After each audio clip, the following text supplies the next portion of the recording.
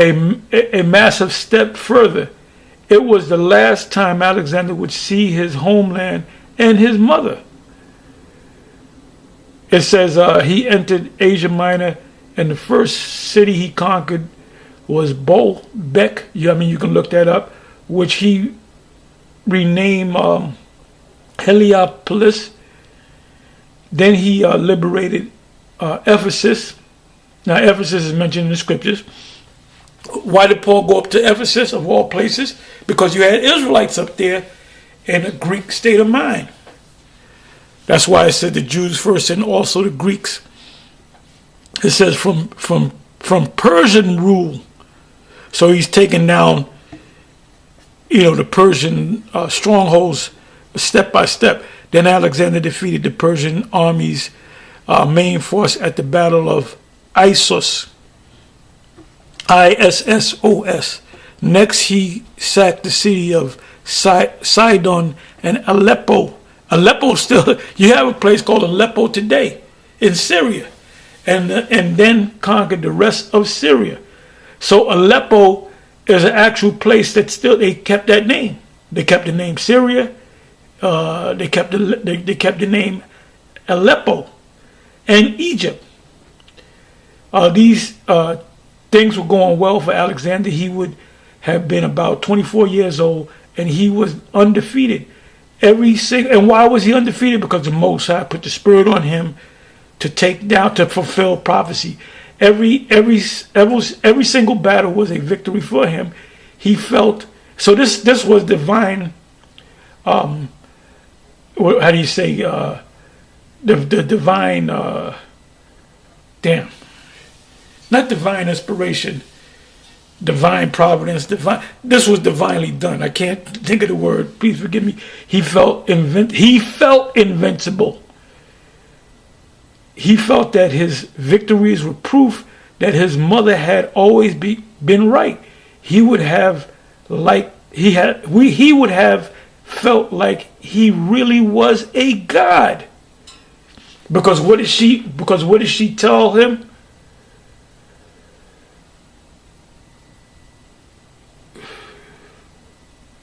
Okay, I didn't even read that part, or did I? Okay, let me go back to... This is right below the picture of him, as you can see. It says background. It says here, I don't know if I read this. Well, it says his parents was Philip II and Olympias of Epirus. His father, Alexander, learned the art and science of warfare. But historians agree that his mother was far more influential in his life. From her, Alexander inherited a profound love for learning, and also his fiery, sometimes ruthless nature. And the Most High put that spirit on him. But you see here, it said he had a fond love for learning. So he wasn't no ordinary guy. It says during the early years, Alexander's mother constantly told him that he was part God. Her family had long claimed to be descendants of Achilles, the demigod. And demigod means God of the people. People, God, meaning God. So she told him that this meant some divine blood was pumping through his veins. Of course, that's all nonsense. Yeah, it's all myth. Achilles was a myth, and Achilles was written by Homer. It says, and Alexander was and Homer was a big-nosed Jake. It says, and Alexander was a mortal man like any other, but it's important because of the profound effect these stories had on Alexander. Well, Alexander was more than just a man, because the Most High set him up to be that ruler, to be in that slot of history. So he wasn't going to slip on a banana pill. He wasn't going to die of any disease. nobody was going to kill him. You know, his course was set. It says he believed he was the descendant of Achilles, which prompted Alexander to study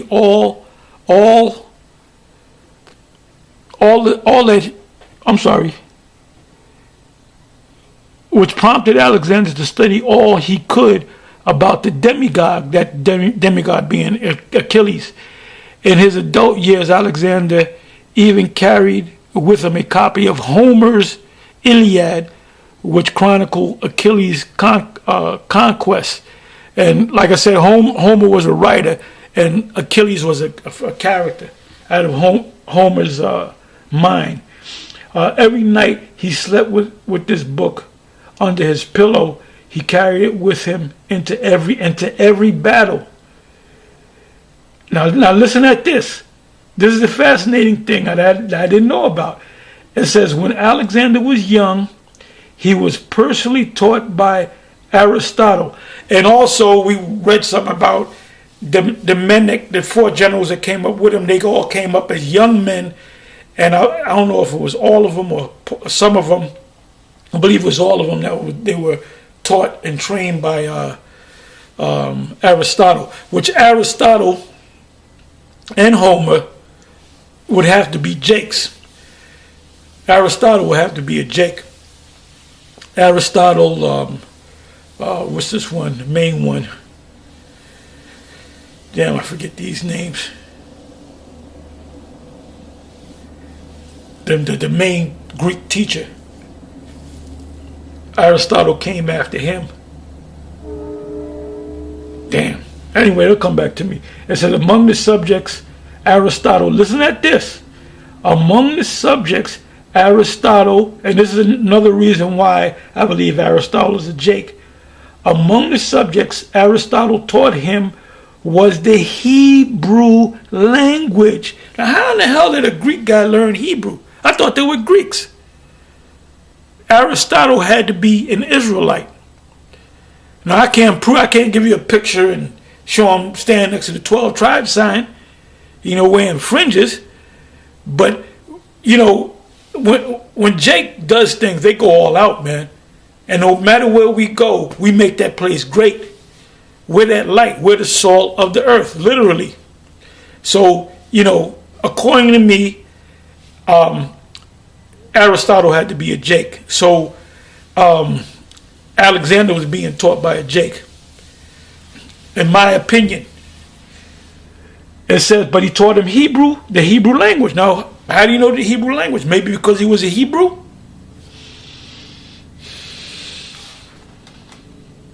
It says in 336, when Alexander was 20 years old, his father was assassinated. Alexander descended the throne of Macedonia and took command of the massive army his father had spent his life assembling and training. So that army was just given to him. It was put in his lap. Campaigns of conquest. Almost immediately I read this part. It tells you about how he took down the Macedonians and went into Syria. And let me jump down here. It says, just before entering into Asia Minor to wage the campaign, Alexander's mother pulled him aside and told him that his true father was not Philip, but none other than Zeus, the king of the Greek pantheon, the king of the gods. And they believed that shit, you know. And it had to be Jake to come up with these tall tales. Okay, let me go down. It goes on to say that his mother said that he was a god, and he started believing it.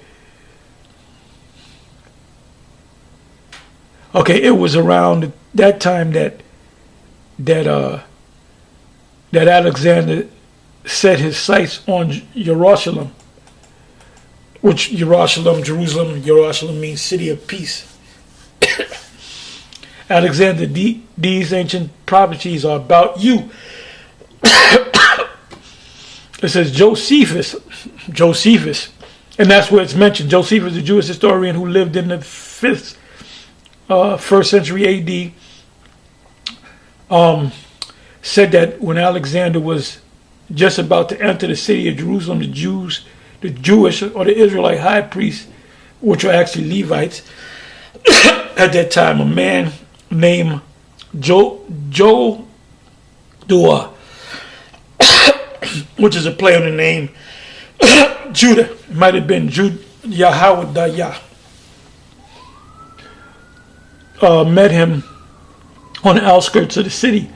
Yahawadiah or Jodadua led a procession of affluent residents of Jerusalem. They hoped that by walking out to meet this mighty warrior, they might keep Jerusalem from being destroyed by his army. The sight of the high priest and the procession gave Alexander pause. He entered the city peacefully. Once inside, Yahawadiah brought Alexander to the temple and showed him some passage in the book of Daniel.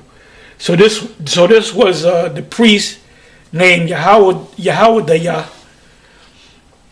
that showed him who he was. It says God had inspired the prophet Daniel to write this book back in 535 BC, about 180 years before Alexander was born.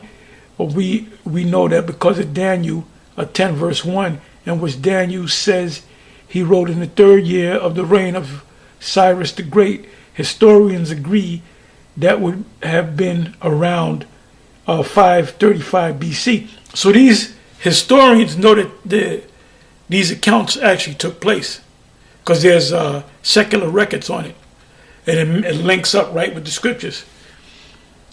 It says Yahawadiah or Jadua would have shown Alexander such passages as Daniel 11 verse 2 and 3, which discusses the Persian Empire pushing against Greece and eventually being conquered by a mighty Greek king. Behold, there shall stand up yet 3 kings in possession, and the 4th shall be far richer than them all. That's Ahasuerus or Xerxes, and featured in the movie 300. The big tall guy with all the jewelry on him. That's the 4th king. And remember in the movie, he was buying people out because he had so much. I mean, he had so much riches, man. He was able to buy. He'd take a handful of gold, and you faint with the gold. But that's chump change to him. It says, and by his strength, to his riches, he shall stir up all against the realm of Grecia, which is Alexander the Greek. That's where Alexander comes in. And a mighty king shall stand up that shall rule with great dominion and do according to his will. And that's talking, he's explaining, he said, that's you, my man.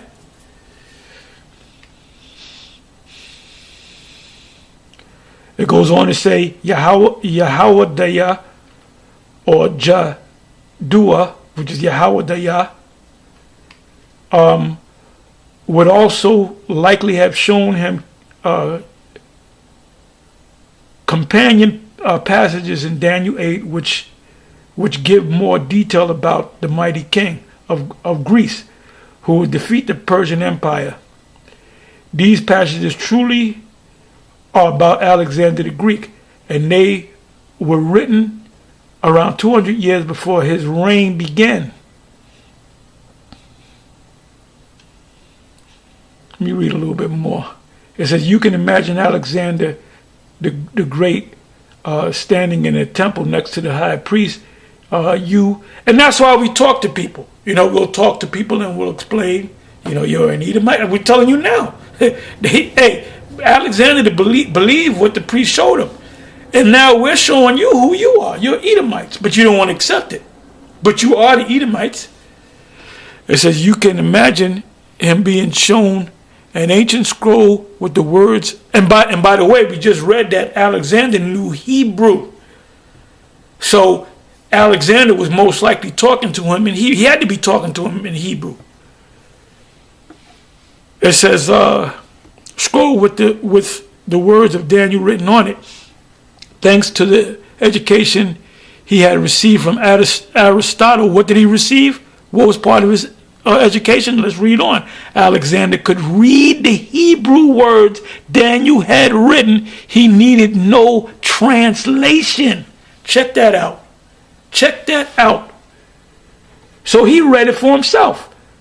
The priest showed him and read it to him, and he said, give me that scroll. And he opened it up, and he read it. And he said, oh, that's talking about me. And he read it in the Hebrew. The pure language of the earth is the Hebrew. Inside joke. So he needed no translation. He had also been told by his mother his whole life that he was no ordinary man. And he wasn't an ordinary man. He was, no matter what he did, his course was already set. Predestination. But someone with divine blood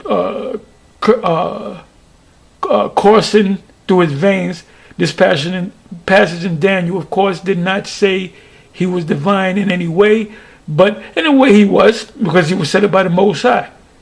You know, the Most High touched him, you know, before he was born. This was going to be the seed that's going to be the guy that's going to take down the Persians and fulfill my prophecy. But Yahweh would have told Alexander that the book had the true God's fingerprints all over it.